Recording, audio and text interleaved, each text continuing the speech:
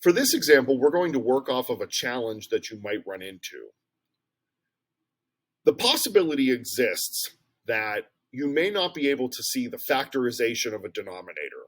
You may not be able to see how it factors, how it relates to the denominator of the other rational expression, and you might not be able to do the kind of pre-work simplifying that makes finding the common denominator easier. In those situations where you cannot find the perfect common denominator, the lowest form common denominator, there is always a fail-safe that will work. The problem with the fail-safe is that sometimes you'll have to engage in a little bit of extra work at the end to make sure that you have eliminated all common factors. That fail-safe, that strategy that's going to work every single time, is to simply just multiply the two denominators together. I can tell you that the simplest common denominator for these two rational expressions that we're adding here is not to just multiply them together. You might have noticed right out of the gate that there's a common factor in this denominator that matches up to some of the business that's happening there. So to say that we can just dive right in with multiplying them together is not going to work in a normal circumstance. But here, let's hypothetically say we didn't notice that.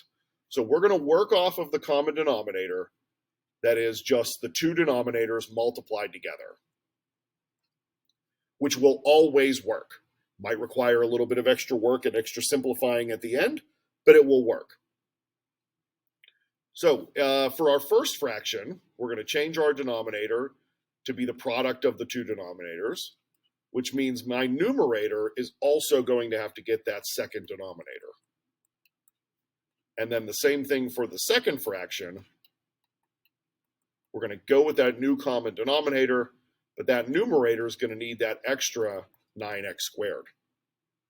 Simplifying and adding together, we still have our denominator of 9x squared times 3x squared plus 3x. That's our new common denominator. Out of this numerator, we're going to have 21x squared plus 21x. 21x squared plus 21x. And then out of our second fraction, we're going to have the cubic term 9x cubed. Factoring out the common factor from the numerator, we're about 3/4 of the way there. We've got a common denominator, we've put the terms together, we're down to one fraction, we're about 75% of the way there. We're going to rewrite this in standard form. The reason we rewrite it in standard form is because so often our factors are written in that way in the denominator. So it might make it a little bit easier to see the kinds of things that need to be simplified if we're following the same technique and the same strategy. Looking at that numerator, we see a common factor across all three terms of 3x, leaving behind a 3x squared plus 7x plus 7. And our denominator is still 9x squared, 3x squared plus 3x. It's at this point that we finally can do some simplifying, resist the temptation to touch anything that's inside the parentheses. Those factors do not match perfectly, so they cannot be simplified. However, this can be knocked down to a 1, while that's a 3, and then we get rid of our x term and lose the square power, leaving us with a numerator of 3x squared plus 7x plus 7 over 3x times 3x squared plus 3x. Even that's not an ideal answer because we can see a common factor in here. Now, granted, there's nothing that's going to come out of there that's going to simplify with the numerator because the numerator is just one long polynomial that can't be factored anymore. So we're going to leave it alone in the numerator, understanding that that is a non-factorable trinomial, or at least non-factorable in the sense that it could simplify with something from the numerator, or excuse me, from the denominator. But we take that 3x out of that second parentheses, leaving us behind with an x plus 1, and then rewriting it one more time, where our denominator becomes 9x squared times x plus 1.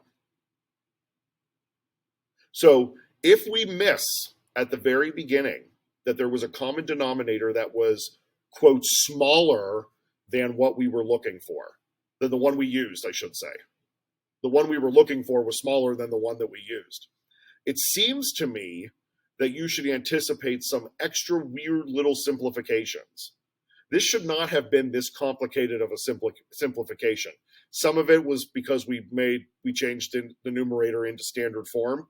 That's just for the sake of efficiency and making sure everything matches. But even after that, we had this simplification, then there was another one still out of the denominator. So at some point, I had to take that common factor out of there at some point, whether it happened at the beginning or at the end. So if you're careful to look for it at the beginning, then it's going to save you some of the work that's at the end. If you could then simplify your common denominator, make it a little bit easier to use and a little bit easier to manipulate.